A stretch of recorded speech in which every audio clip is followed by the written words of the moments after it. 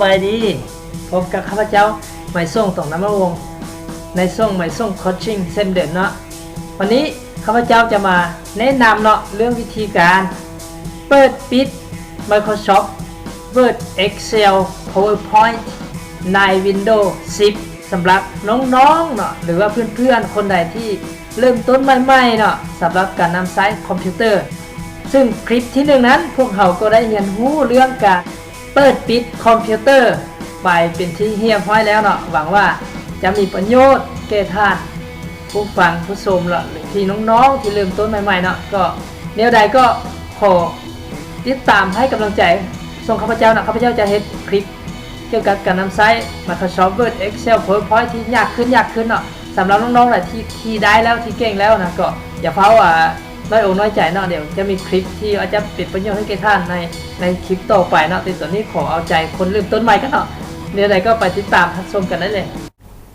สำหรับ Windows 10 เนาะทำอิฐเราก็เอาเมาส์ไปชี้ใส่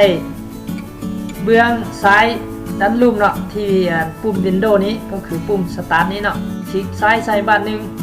หลังจากนั้นเนาะสำหรับ Windows 10 ก็จะเรียน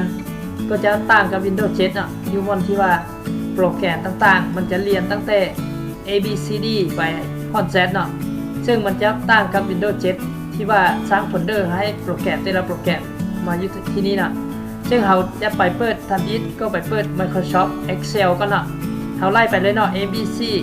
D E เนาะก็ตัว E ตัวนี้ห้องตัว E นี่เนาะก็คือมีคำว่า Excel เนาะเราก็ติ๊กคลิกซ้ายใส่1 บาทเนาะก็จะออกมาแล้วเนาะเอาติดตามอันนี้หลังจากมันออกมานี่นะมันจะมีหลายตัวให้เลือกนะให้เลือกตัวทำบิดเขาว่า blank workbook นี่นะก็คลิกซ้ายใส่1 ครั้งนะอันนี้ก็เปิดได้เรียบร้อยแล้วเนาะสำหรับ Microsoft Excel เนาะเดี๋ยวเราไปเปิด Microsoft อื่นเนาะสำหรับ Microsoft อื่นๆเนาะก็คือเหมือนกันเนาะเราไปเบิ่งว่า Microsoft PowerPoint ขึ้นต้นตัว P เนาะเลื่อนลงไปเรื่อยๆตัวนี้ P เนาะ OP P นี่จะมี PowerPoint ก็คลิกซ้ายใส่1 ครั้งก็จะออกมาเนาะหลังจากออกมาเป็นแบบนี้เนาะก็ติ๊กใส่ตัวนี้เนาะถ้าเรามักหน้าเป้าถ้าเรามักเทมเพลตเป็นแบบใดก็เลือกเอาตามนี้เนาะถ้าว่าเรามักแบบให้มันเปิดเป็นหน้าเป้าเนาะก็ใช้ blank presentation ตัวนี้คลิกใส่1 ครั้งก็จะออกมาอันนี้ก็ถึงการเปิด Microsoft PowerPoint สำหรับ Microsoft Word เนาะก็เหมือนกันเนาะเขาก็เข้าไปที่เจนี้เหมือนการปุ่ม Start แล้วไปเลือกอยู่ลุ่มๆพุ่นเนาะคำว่า Word ก็ต้องเป็น W ขึ้นต้นแม่นบ่ไปเลือกอยู่ลุ่มพุ่นก็จะมีเลือกเบิ่ง V W เนาะอันนี้เนาะจะเห็นว่า Word เขาก็คลิกซ้ายใส่บานหนึ่งก็รอนิดนึงเนาะมันเปิดขึ้นมาแล้วเปิดมาเขาก็ติ๊กใส่ blank document นี้เนาะก็จะเปิด Microsoft Word ได้เรียบร้อยเลยเนาะอันนี้ก็คือเป็นวิธีการเปิด Microsoft Word Excel PowerPoint ด้วยวิธีที่ว่าเปิดจากจุด Start นี่เลยเนาะที่เราได้เรียนไปนั่นเนาะแม่นการเปิดปิด Microsoft Word Excel กรณีที่เราบ่ได้ดึงไอคอนมันไว้ทางหน้าโจทย์ Desktop เนาะถ้าว่ากรณีที่เราได้ดึงไอคอนของมันมาไว้ที่หน้าโจทย์ Desktop แล้วเนาะมันจะมีวิธีการเปิดปิดที่ง่ายๆเนาะเดี๋ยวเราจะไปรับชมกันนำกันเลยเนาะสังเกตเบื้องเนาะที่หน้าจอของข้าพเจ้าได้ดึงMicrosoft Word Excel PowerPoint มาไว้ทางหน้าเป็นที่เรียบร้อยแบบนี้เนาะเราก็เพียงแต่ไปคลิกใส่ตัวไหนที่เราสนใจเนาะสมมติตัวนี้ข้าพเจ้าสนใจ Word นะก็ติ๊กใส่ Word นี่เลยแล้วหลังจากนั้นก็คลิกขวดเนาะคลิกขวด1 ครั้งจะมีตัวหนังสือออกมานี่เลือกเทียบทับอิฐหรือว่าคำว่า Open เนาะก็คลิกซ้ายใส่บานหนึ่ง Microsoft Word ก็จะออกมาหน้าตาประมาณนี้พอเป็นหน้าตาเป็นประมาณนี้เนาะเราก็คลิกซ้ายใส่บานหนึ่งอยู่ blank document ตัวนี้เนาะคลิกซ้ายใส่เลยก็จะออกมาแบบนี้เนาะมันออกมาหน้าจอน้อยๆแบบนี้ถ้าเราอยากให้มันใหญ่เราก็เพียงแต่มาเลือกอยู่เบื้องเจของเบื้องขวานี่เนาะที่มี3ตัวก็คือตัวนี้ close ก็คือปิดตัวกลางนี้ก็คือจะเว้าถึงการเฮ็ดให้เต็มจอเลยตัวนี้ก็ถึงจะเชื่อมไว้อยู่ลุ่มๆพุ่นเนาะเราอยากเปิดให้เต็มจอก็คลิกใช้เลยเนาะก็จะได้ Microsoft Word แล้วสำหรับ Excel เนาะก็เหมือนกันติ๊กใส่ไอคอน ก็คลิกขวาเลือก Open เลือก Blank เลือก Book ก็เหมือนกันเนาะ PowerPoint ก็เหมือนกันติ๊กใส่เปิด Open ออกมาเลยเนาะง่ายๆติ๊กใส่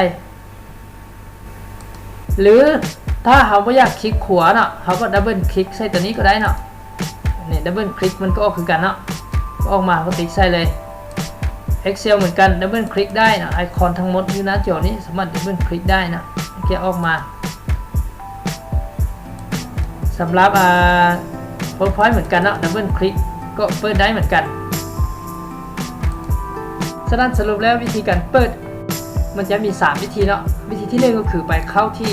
Start อยู่นี่เลยเนาะก็เข้าไปเลือกเอาเลย A B C D เนาะไปเลือกตัวที่เราสนใจที่2ก็คือคลิกใส่ไอคอนที่หน้าจอนี้แล้วก็คลิกขวาใส่แล้วก็เห็นคำว่า Open ก็คลิกซ้ายใส่เนาะวิธีที่3ก็ดับเบิลคลิกใส่ไอคอนตัวนี้เลยเนาะไปติ๊กใส่ไอคอนนี้ก็ดับเบิลคลิกมันก็จะได้เลยเนาะในวันนี้เนาะพวกเราจะไปเรียนรู้เรื่องการเขียนภาษาลาวเนาะใน Microsoft Word Excel PowerPoint แล้วก็หลังจากเราเขียนแล้วเราก็บันทึกแล้วเราก็ออกจากโปรแกรมเนาะเป็นยังไงเราติดตามกันเลยวันนี้เราสังเกตเบื้องสมมุติว่า Microsoft Word เราเปิดมาได้แบบนี้แล้วเนาะ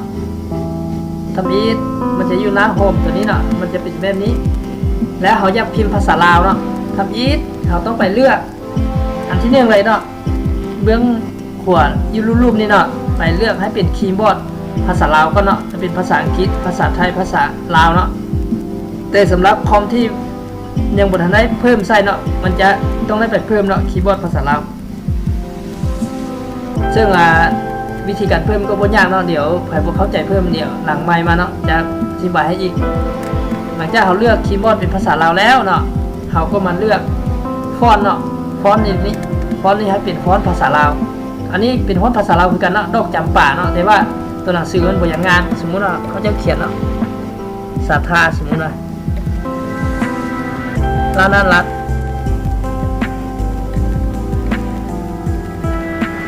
ตัวหนังสือมันจะบ่งามปานใดเนาะฉะนั้นน่ะ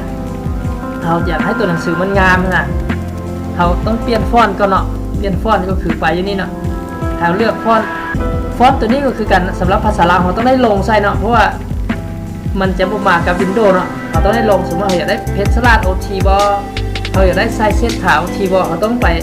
ลงใส่เนาะก็คือให้จังให้พวก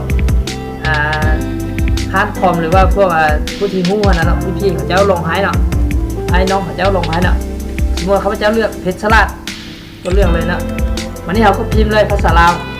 สาธารณรัฐสมมุติน่ะหนังสือจะงามเลยเนาะ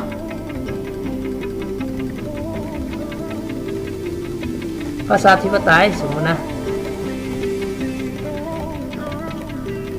ก็พิมพ์ไปเนาะอันนี้เราคำขวัญตัวนี้เราอยากให้มันอยู่กลางของราเซียเนาะเราก็ต้องไป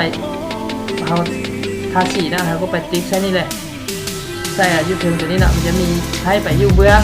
ซ้ายมือให้เริ่มจากเบื้องซ้ายมือให้เริ่มจากเบื้องขวามือหรือว่าให้มันอยู่ใจกลางเนาะเป็นที่ใใจกลางนี้เขาก็ถ้าว่าเขาอยากให้กลับมาอยู่เบื้องซ้ายมือก็ไปแบบนี้เนาะก็ได้เลยวันนี้นะเขาก็จะไป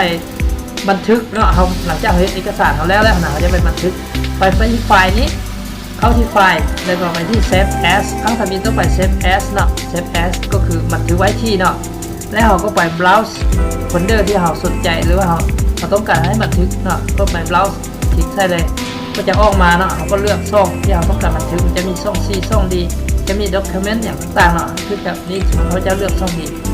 ก็เลือกเขาจะเลือก Folder นี้ยูทูบเบอร์นี้เนาะสมมติว่าเขาจะมีวิธีดับเบิลคลิกหรือว่าเขาจะคลิกขวาแล้วเปิดก็ได้เนาะหลังจากนั้นเขาก็จะเปลี่ยนชื่อก็ได้เนาะเปลี่ยนชื่อตัวนี้หรือเขาถ้าจะ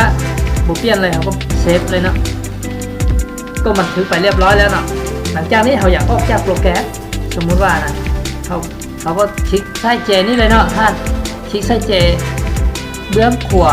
เชิงนี่เนาะตัวสีแดงๆนี่ไปติ๊กไปล่างเมาส์ไปจี้ใส่เนาะมันจะแดงๆออกมาเนี่ยถ้าว่าหมายถึงการปิดแต่ว่าอย่าลืมเนาะเขาต้องบันทึกก่อนเขาจึงไปปิดเนาะถ้าว่าเขาไปปิดก่อนนะมันเชื่อมันอาจจะบอกบันทึกหรือว่ามันตอบว่ามันถามเขามาว่าเขาสิต้องการบันทึกบ่นะ พัดอ่านบ่เป็นภาษาอังกฤษเฮาพัดไปโตวันโนเนาะมันก็สิบ่บันทึกมันก็สิเสียแฮงเฮาที่เฮาได้พิมพ์มายาวนานเนาะตัวนี้นะฉะนั้นตัวนี้เฮาบันทึกไปที่เรียบร้อยแล้วเฮาก็ออกเลยเนาะออกจากโปรแกรมตัวนี้ไปเลยคลิกซ้ายใช้บัตรนึงปึ๊ดก็คือเป็นการออกไปเรียบร้อยแล้ว Microsoft Word สำหรับในMicrosoft Excel เนาะก็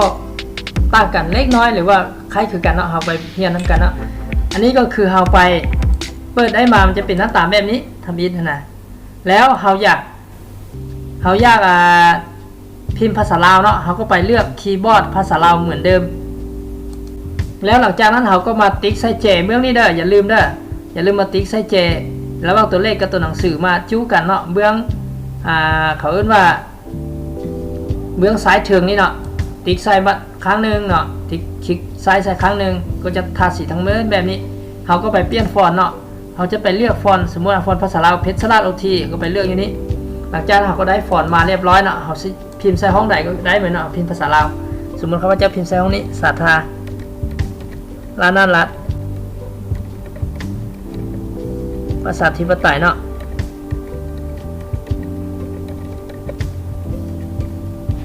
สมมุติว่าเราพิมพ์ไปเรียบร้อยแล้วเนาะเราอยากบันทึกแล้วเราสิออกจากโปรแกรมก็เหมือนเดิมเนาะคล้ายๆกับ Microsoft Word อันเดียวกันเลยเนาะไปที่ไฟล์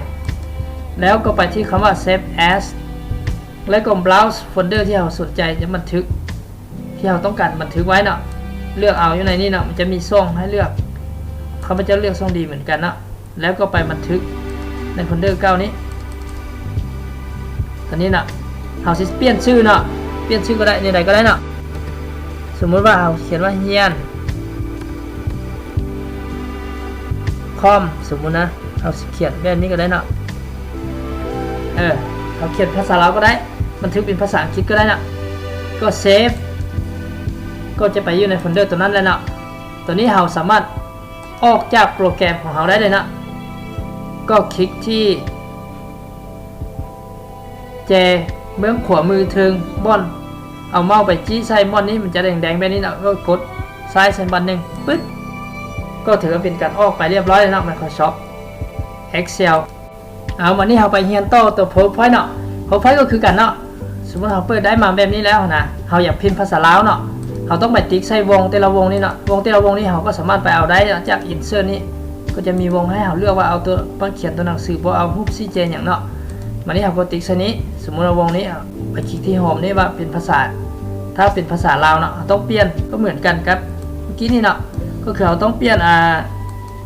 คีย์บอร์ดนี่ให้เป็นภาษาลาวแล้วเราก็เลือกเปลี่ยนฟอนต์ตัวนี้ให้เป็นภาษาลาวซึ่งตัวนี้เขาเจ้าก็เป็นเลือกเป็นภาษาลาวเลยนั่นเนาะก็พิมพ์ได้เลยสมมุติว่าเราอยากพิมพ์คำว่า